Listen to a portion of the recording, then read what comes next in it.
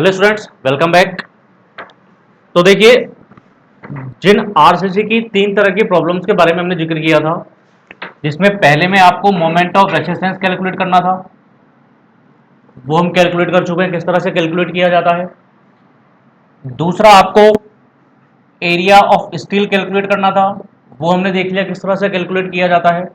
अब जो तीसरी तरह की प्रॉब्लम है कि अगर आपको मोमेंट भी पता हो, मोमेंट का मतलब अगर आपको लोडिंग पता हो, अगर आपको लोडिंग पता हो, अब सिर्फ इस लोडिंग को रोकने के लिए तुम्हें क्रॉस सेक्शन डायमेंशन भी चाहिए।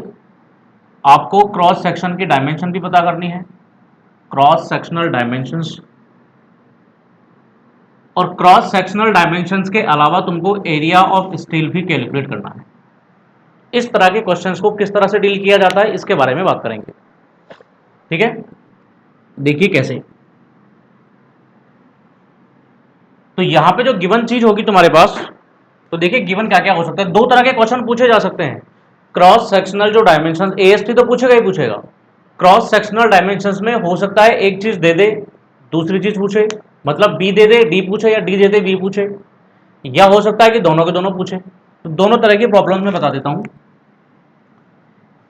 जो गिवन चीजें होंगी, गिवन यहां पे होगा आपको लेंथ गिवन होगी, बीम की लेंथ गिवन होगी, length of beam. Load given होगा, और लोड में हम लिख देते हैं कि सिर्फ सुपर इम्पोज लोड गिवन है। मान लीजिए सुपर इम्पोज लोड गिवन है। सुपर इम्पोज का मतलब लाइव लोड। इसके अलावा आपको एफ सी के एफ वाई पता है, और मान लेते हैं कि विड्थ पता है, मान लेते हैं विड्थ पता है। क्लियर, ये चीजें गिवन है। लेंथ ऑफ बीम गिवन है एल, लाइव लोड पता है, एफ सी के एफ वाई पता है, और विड्थ ऑफ सेक्शन पता है। तुमसे पूछा क्या जाएगा, एक तो डी, या तो स्मॉल डी बता दो या कैपिटल डी बता दो। लेकिन जब भी आपको क्रॉस सेक्शन की डायमेंशंस बताना हो, समथिंग इनटू समथिंग, तो हमेशा बी इंटू कैपिटल डी बताना होता है, ये याद रखना। स्मॉल डी हमारे सिर्फ कैलकुलेशन के काम आता है। जब आपको साइज बतानी होगी बीम की, तो बी इंटू कैपिटल डी बताओगे। और दूसरा आपको बताना होगा ए एस टी। दो चीज चाहिए। अब हो सकता है कि आपको बी भी दिया हुआ नहीं हो सकता है आपको ये जो डायमेंशन है, ये डायमेंशन भी नहीं दी हो। तो हम पहले वाला केस देख रहे हैं जिसमें बी का वैल्यू दिया है, जिसमें आपको डी का वैल्यू पता करना है और ए एस टी का वैल्यू पता करना है। इस तरह के क्वेश्चन को सॉल्व करने के लिए सबसे पहले स्टेप फर्स्ट में क्या करना है, आपको डी का वैल्यू एज्यूम करना है। सबसे पहले आपको डी का वैल्यू एज्यूम करना है। अब ये तुम्हारे ऊपर है कि आप स्मॉल डी का वैल्यू एज्यूम करना चाहते हो या कैपिटल डी का वैल्यू एज्यूम करना चाहते हो। ठीक है, अगर उसने कुछ नहीं लिखा हुआ कि कौन सा वैल्यू एज्यूम करो, या कई बार क्या कहता है, वो कह देता है कि आप डी का वैल्यू 2b के बराबर ले लो, या स्मॉल डी का वैल्यू 2b के बराबर ले लो, ऐसा कह देता है कई बार। लेकिन अगर नहीं भी कहता तो तुम्हारी मर्जी है, या तो स्मॉल डी को 2b के बराबर ले लो, या कैपिटल डी को 2b के बराबर ले लो। क्योंकि जब हम एज्यूम ही कर रहे हैं, तो एज्यूम करने पे हमारे पास कोई भी रेस्ट्रिक्शन नहीं है तुम्हारे लिए। क्लियर है, तो आपकी जो मर्जी है वो एज्यूम कर लो। और अगर इस तरह से एज्यूम नहीं करना चाहो, तो 100, 200, 500, 1000, 2000 कुछ भी एज्यूम कर लो, कोई प्रॉब्लम नहीं है। जब आप एज्यूम ही कर रहे हो तो कुछ भी एज्यूम कर लो, कोई प्रॉब्लम नहीं है। लेकिन जो स्टैंडर्ड तरीका है एज्यूम करने का, वो ओवरऑल जो विड्थ है, सॉरी ओवरऑल जो डेप्थ है सेक्शन की, वो ओवरऑल डेप्थ लगभग 2b के बराबर होती है। तो आप एक काम करना, एज्यूम जब करो तो कैपिटल डी एज्यूम करना। Capital D is equal to 2b, capital D is equal to 2b, ये एज्यूम कर लिया। तो कैपिटल डी आपको पता चल गया। अब यहां एक चीज और एज्यूम करनी पड़ेगी, डी डैश। डी डैश मान लो 40-50 mm, कुछ भी एज्यूम कर लो। सिर्फ जो क्राइटेरिया है कि क्लियर कवर का वैल्यू बीम में 25 mm से कम नहीं होना चाहिए, तो इसको लगभग 50 mm एज्यूम कर लो अगर सिंगल रिइंफोर्समेंट बीम है तो। कुछ भी एज्यूम कर लो, मेरा कहने का मतलब ये है। तो आपने क्या क्या चीज एज्यूम कर ली, एक कैपिटल डी एज्यूम कर लिया, एक डी डैश एज्यूम कर लिया। इन दोनों चीजों से आप क्या कैलकुलेट कर लोगे, इफेक्टिव डेप्थ पता लगा लोगे, क्योंकि effective depth is equal to D minus D dash, D minus D dash. Clear, पहले स्टेप में इतना काम किया। फिर आप चलोगे स्टेप 2 पे। स्टेप 2 पे आपको काम करना है लोड कैलकुलेशन का। यहां पे आपको लोड कैलकुलेट करना है, लोड कैलकुलेशन। दो तरह के लोड होंगे, कौन कौन से?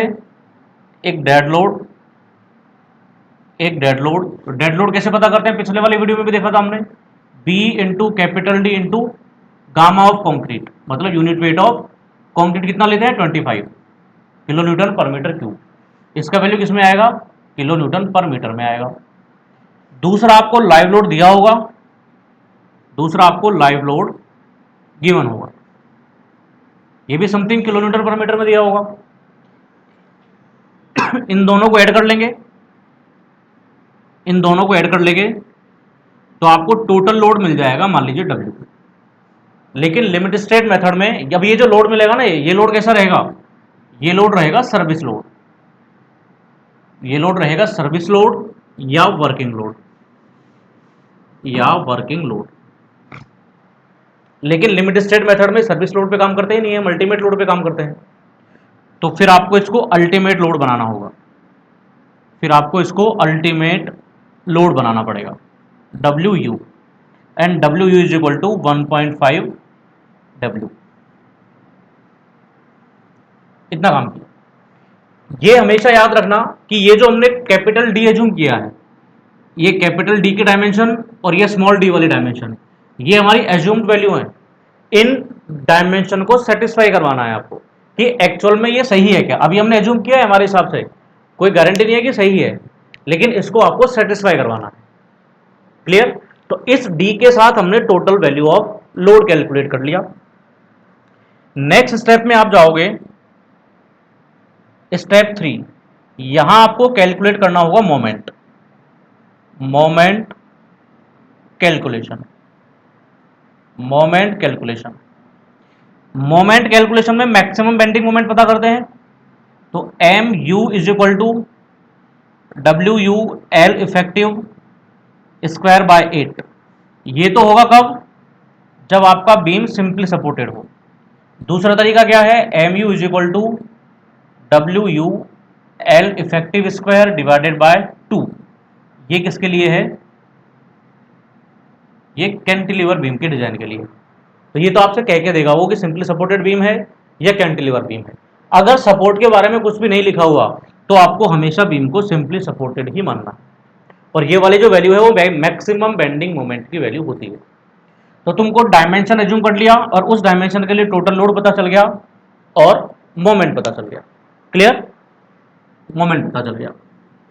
अब हमारा अगला काम यह है कि ये जो डी हमने एज्यूम किया, स्मॉल डी या कैपिटल डी जो भी आपने एज्यूम किया, वो सही है क्या? वो सही है क्या? जब हमारे पास डायमेंशन लेने की फ्रीडम होती है, जब हमारे पास डायमेंशन को मॉडिफाई करने की या डायमेंशंस को चेंज करने की फ्रीडम होती है, तो हम हमेशा ये चाहते हैं कि section under reinforce design, section हमेशा अंडर रेनफोर्स्ड डिजाइन हो। तो अंडर रेनफोर्स सेक्शन डिजाइन करना है आपको हमेशा। तो ये जो मोमेंट आया, ये जो मोमेंट आया, स्टेप 4 कर देता हूं मैं, स्टेप 4। जो आपके पास मोमेंट आया, इस मोमेंट को हम MU लिमिटिंग के बराबर कर देंगे, इस मोमेंट को हम MU लिमिटिंग के बराबर कर देंगे। MU लिमिटिंग के बराबर क्यों किया? क्योंकि हम ये चाहते हैं कैसा डिजाइन हो, सेक्शन अंडर रेनफोर्स डिजाइन हो। अंडर रेनफोर्स सेक्शन डिजाइन कब होगा? जब इस MU का वैल्यू इस MU लिमिटिंग से ज्यादा होगा। क्लियर है? तो MU लिमिटिंग का अगर मैं फॉर्मूला लिखूं तो MU लिमिटिंग का फॉर्मूला होता है RU/BD²। तो जितना D इस लिमिटिंग सेक्शन के लिए चाहिए होगा, उससे ज्यादा D अगर सेक्शन के लिए ले लेते हैं हम, तो सेक्शन अंडर इन्फोर्स हो जाएगा। क्लियर है ना भाई? जब इस D के साथ, जैसे मान लीजिए ये D 500 है, सपोज करिए कि ये D 500 है, अगर इस D के साथ इसको मैं 500 से ज्यादा D ले लूं इसके लिए, तो सेक्शन अंडर इन्फोर्स हो जाएगा, क्योंकि इस D के साथ तो लिमिटिंग मोमेंट आएगा। समझ रहे हो ना मेरी बात? तो अगर मैं D के वैल्यू को बढ़ा के ले लेता हूं तो सेक्शन अंडर इन्फोर्स चला जाएगा। तो आप हमेशा MU को MU लिमिटिंग के बराबर करोगे, मतलब हम इसको क्या करना चाहते हैं? MU के वैल्यू को इससे छोटा रखना चाहते हैं, इसके बराबर रखना चाहते हैं, तभी अंडर इन्फोर्स होगा। तो mu के वैल्यू को आप छोटा रखना चाहते हो या बराबर रखना चाहते हो किसके, mu लिमिटिंग के, और mu लिमिटिंग का फॉर्मूला क्या है, RU BD स्क्वायर। तो यहां से जो d का वैल्यू आएगा, d का value should be greater than equal to what, mu divided by RU B। और ये जो d है, ये d रिक्वायर्ड d है, ये d रिक्वायर्ड है। सपोज कीजिए कि जो पिछले स्टेप में, पहले स्टेप में आपने d लिया था, हम क्वेश्चन सोल्व करके देखेंगे, जो पहले स्टेप में आपने d लिया था वो सपोज 600 आया था, आपने जो d लिया था वो 600 mm ले लिया, लेकिन यहां जो d रिक्वायर्ड है ये मान लीजिए 550 रिक्वायर्ड है, ये d 550 रिक्वायर्ड है, कि अगर मैं 550 mm रखता हूं तो बिल्कुल एग्जैक्टली लिमिटिंग सेक्शन होगा, लेकिन अगर 550 से ज्यादा d रखता हूं तो सेक्शन चला जाएगा अंडर रेनफोर्स। तो हम क्या करते हैं, इसे थोड़ा सा बढ़ा के लेते हैं। अगर तुम्हारे पास 50 का मार्जिन है तो ठीक है, जो तुमने ले रखा है 600 उसी पे काम करो। अगर अगर मान लीजिए ऐसा होता कि तुमने पहले ले रखा था 500, लेकिन अब जो रिक्वायर्ड डी है वो रिक्वायर्ड डी 600 mm चाहिए, ऐसा होने पे आपको स्टेप फर्स्ट से वापस चालू करना पड़ेगा। अगर ऐसा होता है तो repeat from load calculation, repeat from load calculation. किस कंडीशन में, अगर एडॉप्टेड डी या डी रिक्वायर्ड, अगर डी रिक्वायर्ड का वैल्यू ज्यादा है डी एडॉप्टेड से, क्लियर। और अगर मान लीजिए डी रिक्वायर्ड का वैल्यू कम है डी एडॉप्टेड से, तो आपको वापस से रिपीट करने की जरूरत नहीं है, ठीक है, आपको रिपीट करने की जरूरत नहीं। क्यों जरूरत नहीं है, क्योंकि जैसे सपोज कीजिए कि तुम्हारे पास, तुमने एडॉप्ट तो किया था 600 mm, तुमने एडॉप्ट किया 600 mm, रिक्वायर्ड था 550 mm का, तो जो हमने डेड लोड कैलकुलेट किया था वो डेड लोड कैलकुलेट किया था इस 600 mm के लिए, और उस 600 mm की वजह से जो डेड लोड आएगा वो ज्यादा आएगा, ऑब्वियस सी बात है। उस ज्यादा लोड को रोकने के लिए भी 550 mm काफी है, तो कोई प्रॉब्लम नहीं है, फेलियर होगा ही नहीं। लेकिन अगर उल्टा होता कि आपने लिया 500 है लेकिन चाहिए 600, तो इतना डी तो कम से कम चाहिए होगा, तो इसके लिए जो हम डेड लोड निकालेंगे वो डेड लोड का वैल्यू और भी ज्यादा आएगा, तो और भी ज्यादा आएगा तो उसको रोकने के लिए डी का वैल्यू और भी ज्यादा आएगा। इसलिए जब भी ये वाली कंडीशन हो, अगर रिक्वायर्ड डी का वैल्यू ज्यादा है एडॉप्टेड डी से, तो आपको लोड कैलकुलेशन से स्टेप्स वापस रिपीट करने हैं। अगर डी रिक्वायर्ड का वैल्यू कम है डी एडॉप्टेड से तो कोई प्रॉब्लम नहीं है, यहां के बाद आप आगे बढ़ सकते हो।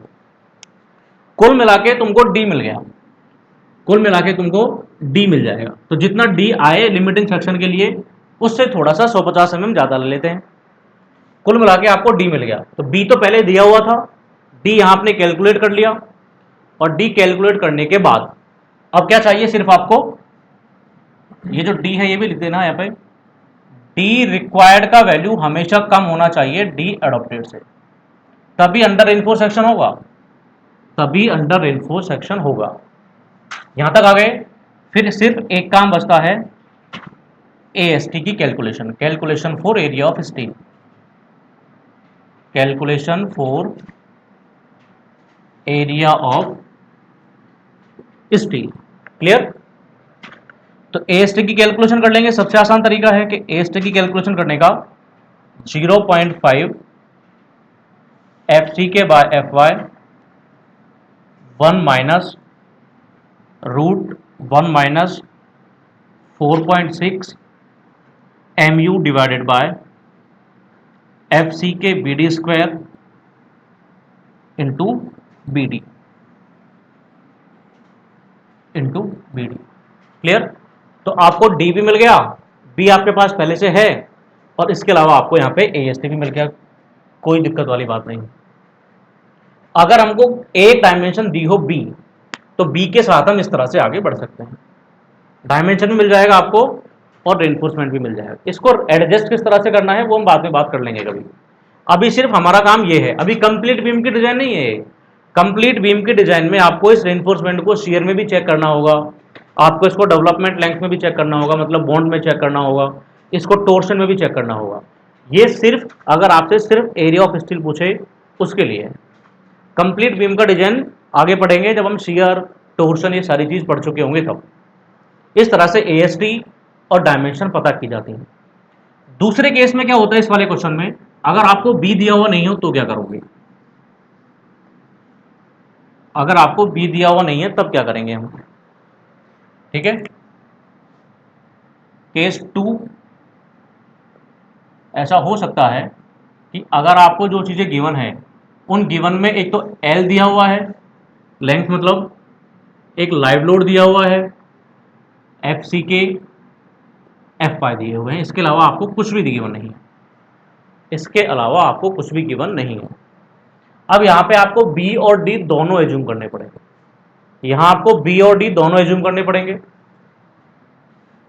एज्यूम, पहला step, assume dimensions, assume dimensions of cross section, cross section की डायमेंशन एज्यूम करो। क्रॉस सेक्शन की डायमेंशन अब आपको अंदाजा नहीं है कितनी लेनी है, अब आपको अंदाजा नहीं है कितनी लेनी है, तो यहाँ पे करते क्या है जनरली, यहाँ पे करते क्या है जनरली, जो d का वैल्यू है, d का वैल्यू लगभग l/10 ले लेते हैं, लगभग l/10 ले लेते हैं। जैसे मान लीजिए अगर लेंथ 5 मीटर है, 5 मीटर का मतलब 5000 mm, ठीक है, 5 मीटर का मतलब 5000 mm, तो जो d लिया जाएगा कितना ले लेते हैं जनरली, 5000/10, 500 mm।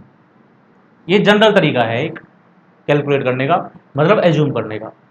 तो हमने डी एज्यूम कर लिया, ठीक है। डी एज्यूम करने के बाद आपको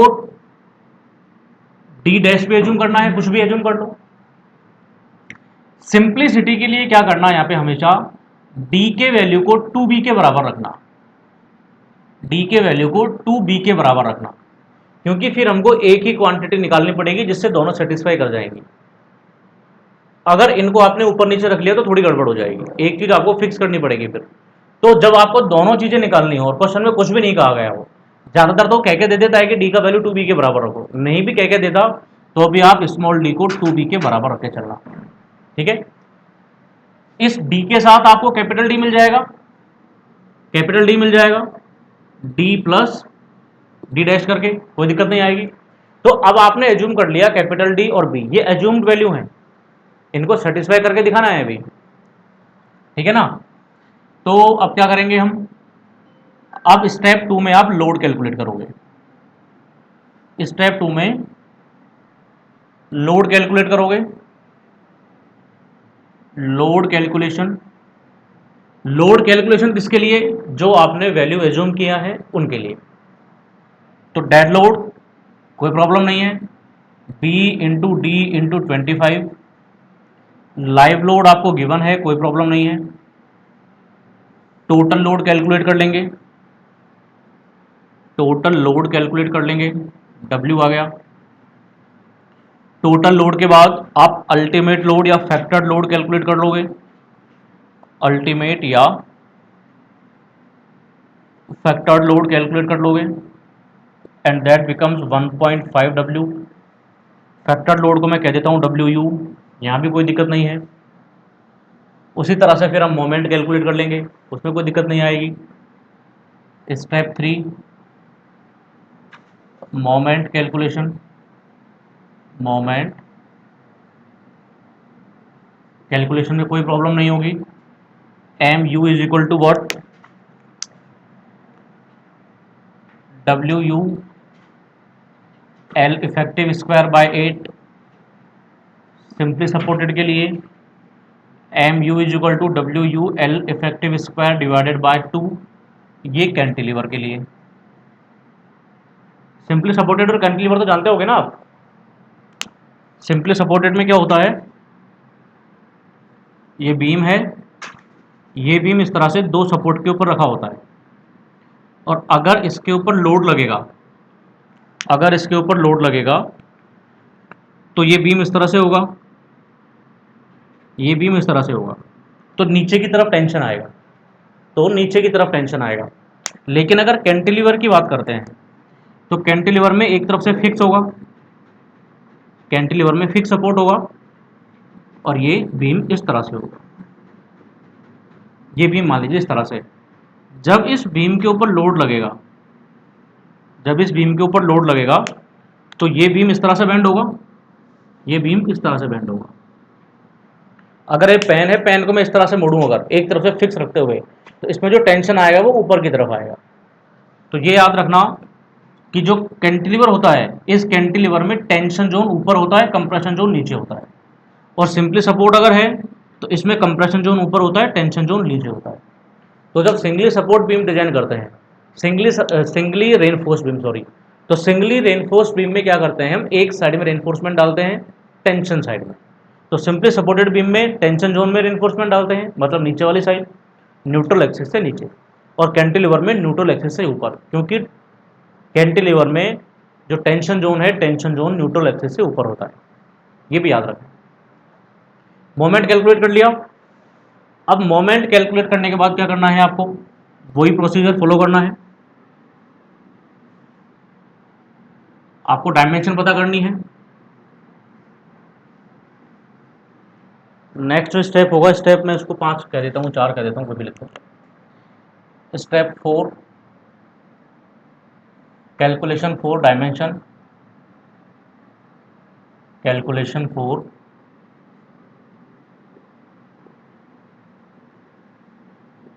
डायमेंशन। तो यहाँ भी आपको एम यू को छोटा रखना है एम यू लिमिटिंग से, और ये कब रहेगा, जब डायमेंशन हम ज़्यादा लेंगे तब होगा। तो M U less than equal to R U B D square, R U B D square. लेकिन हमने किया क्या, बी के वैल्यू को कितना रखा, डी बाई टू रखा है। तो जब हमने डी के वैल्यू को 2b के बराबर लिया, तो b के वैल्यू को या तो डी बाई टू कर दो, या तो b के वैल्यू को डी बाई टू करोगे तो पूरी इक्वेशन में एक ही अननोन बच जाएगा।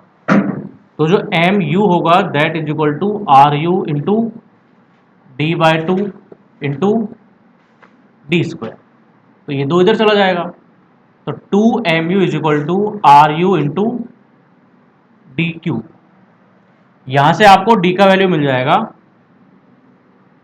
Cubic root of 2mu divided by R U. यहां से आपको d मिलेगा, और ये d कैसा रहेगा, ये d रिक्वायर्ड होगा। इस d के अलावा एक d तो पहले आप एज्यूम कर चुके हो, तो जो d एडॉप्टेड आएगा आपका, जो आपने एज्यूम किया, वो हमेशा ज़्यादा होना चाहिए डी रिक्वायर्ड से।